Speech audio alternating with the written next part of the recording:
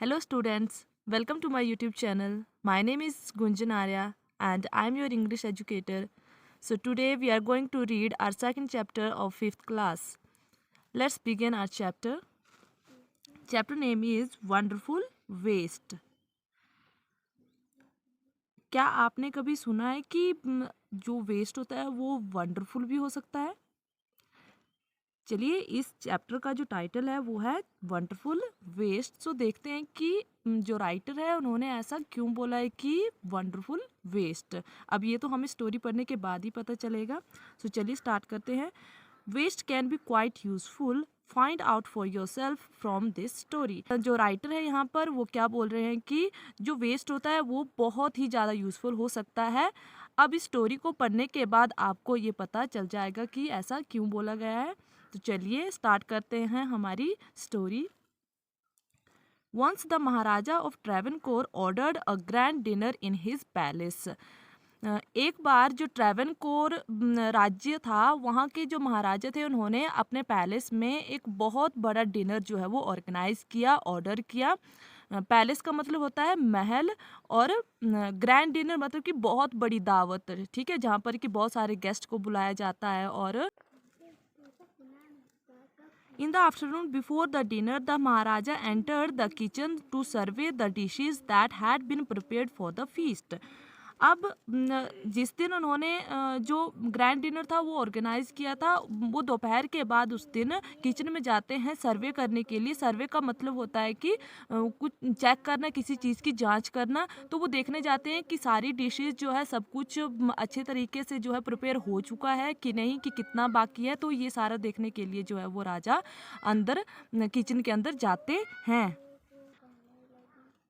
What are you going to do with those vegetable scraps? He asked the cook, pointing to the basket of scraps near the cook.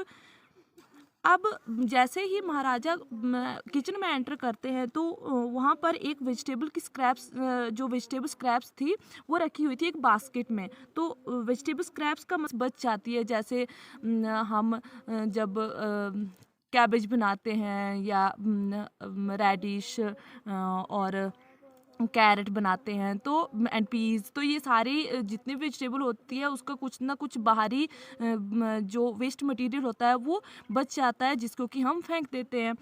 तो उसकी तरफ, उस basket की तरफ जो है वो महाराजा अपनी फिंगर पॉइंट करके कहते हैं कि आप इसका क्या करोगे। कुक को बोलते हैं कि इसका क्या करोगे इन वेजिटेबल स्क्रैप्स का। The cook replied, they are waste, we will throw them away. अब कुक क्या बोलता है कि ये सारा तो वेस्ट है, इसको तो हम फेंक देंगे। You cannot waste all these bits and pieces of vegetables. अब महाराजा क्या बोलते हैं कि तुम इनके जो ये बिट्स एंड पीसीज है, बिट्स एंड पीसीज का मतलब होता है कि छोटे छोटे पीसीज जो है वेजिटेबल्स के, इनको तुम ऐसे वेस्ट नहीं कर सकते हो। Find a way to use them, the maharaja commanded sternly and walked away.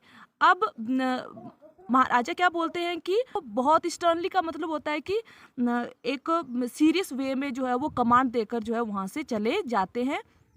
The cook was in a fix and kept staring at the vegetable scraps for some time. अब जैसे ही महाराजा ने ऑर्डर दिया और उसके बाद तो वो चले जाते हैं। अब कुक जो है वो इन अ फिक्स का मतलब होता है कि एक ऐसी सिचुएशन में फंस जाना कि जिससे कि बाहर निकलना बहुत ही ज़्यादा जो है मुश्किल होता है। तो अब कुक तो मुसीबत में फंस गया, उसको तो कुछ समझ नहीं आ रहा कि अब क्या करना।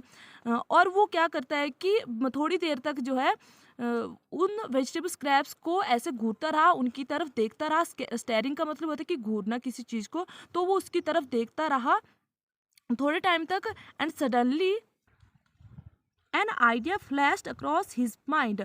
और अचानक से कुक के माइंड में एक आइडिया आ जाता है। फ्लैश्ड का मतलब होता है कि एकदम से सडनली कोई चीज़ हमारे दिमाग में आ जाती है। He took all the vegetable bits, washed them and clean them well.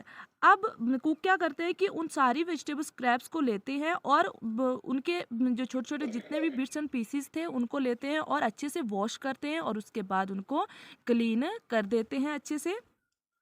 Then he cut them into long strips, और उसके बाद कुक उन पीसीस को लॉन्ग स्ट्रिप्स में कट कर देते हैं। स्ट्रिप्स का मतलब होता है कि लंबे लंबे पीसीस में कट करना।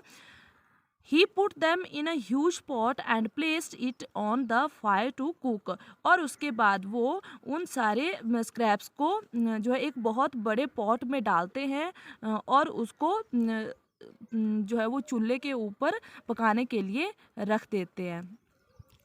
Next he ground some fresh coconut, green chillies and garlic together. उसके बाद वो कुछ फ्रेश कोकोनट लेते हैं, ग्रीन चिलीज लेते हैं और गार्लिक, इन सबको इकट्ठा करके जो है वो पीस लेते हैं। ग्राउंड का मतलब हो कि पीस लेना, ठीक है, पीसना। तो इन सबको जो है वो पीसते हैं और एक अच्छा सा पेस्ट बना लेते हैं। He added this paste and some salt to the cooking vegetables. अब उसके बाद जैसे ही उन्होंने वो सारा जो है वो मिक्स कर लिया, पेस्ट बना लिया, उसके बाद उस पेस्ट को वो उन वेजिटेबल्स में डाल देते हैं और उसमें थोड़ा सा जो नमक है वो भी ऐड कर लेते हैं। और tempting smell started coming from the pot. अब उस पॉट से एक बहुत ही अमेजिंग जो स्मेल थी वो आना स्टार्ट हो जाती है। टेम्पटिंग का मतलब होता है कि बहुत ही ज़्यादा अट्रैक्टिव और जो कि बहुत ही यमी लगती हो, उसको बोलते हैं tempting. Now he whipped some curd and added it to the curry। अब उसके बाद वो थोड़ा सा दही लेते हैं, कर्ड का मतलब होता है दही, और उसको whipped मतलब उसको अच्छे से जो है वो फेंटते हैं। उसके बाद उसको उस करी में जो है वो ऐड कर देते हैं। He also poured a few spoonfuls of coconut oil and decorated the dish with curry leaves। अब उसके बाद वो क्या करते हैं कि थोड़े से चम्मच जो है वो कोकोनट ऑयल के लेते हैं और उसको उस वेजिटेबल में जो है वो डाल देते हैं और साथ में जो करी लीव्स होती है उसको उसके साथ जो है उस डिश को अच्छे से डेकोरेट करते हैं। डेकोरेट मतलब कि सजा देते हैं। लो एंड बिहोल्ड, ये एक फ्रेज है। लो एंड बिहोल्ड का मतलब होता है कि देखो देखो, look the new dish was ready. अब वो बोलते हैं कि देखो नई डिश जो है बनकर तैयार हो गई है। The cook served this new dish to the guest that evening. अब जो कुक था वो उस रात को उसी डिश को जो है उन सारे मेहमानों को, सभी गेस्ट को जो है वो उस डिश को सर्व कर देते हैं। Everyone was eager to know the name of the new dish।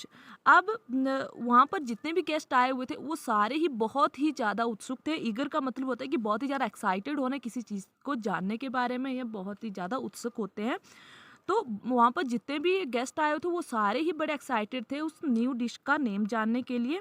The cook thought and thought, अब कुक जो है वो सोचने लगा कि मैं इसको क्या नाम दूँ।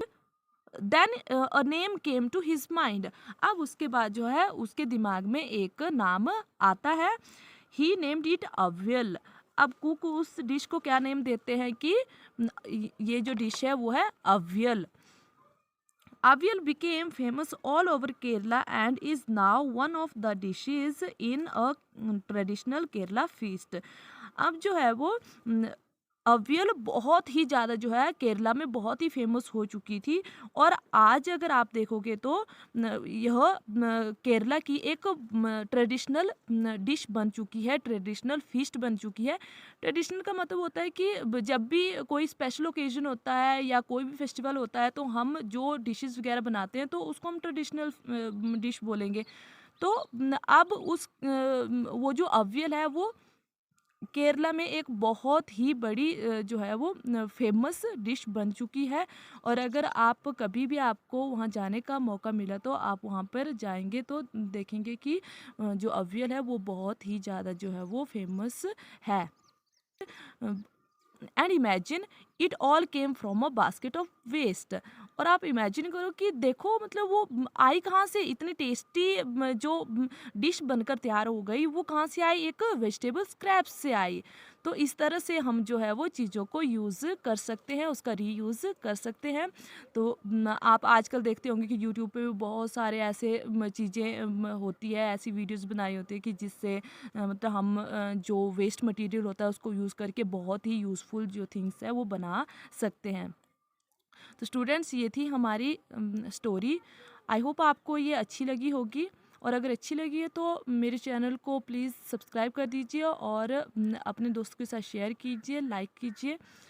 अ, तो इसी के साथ अब हम मिलेंगे नेक्स्ट वीडियो में। तब तक के लिए बाय बाय, टेक केयर।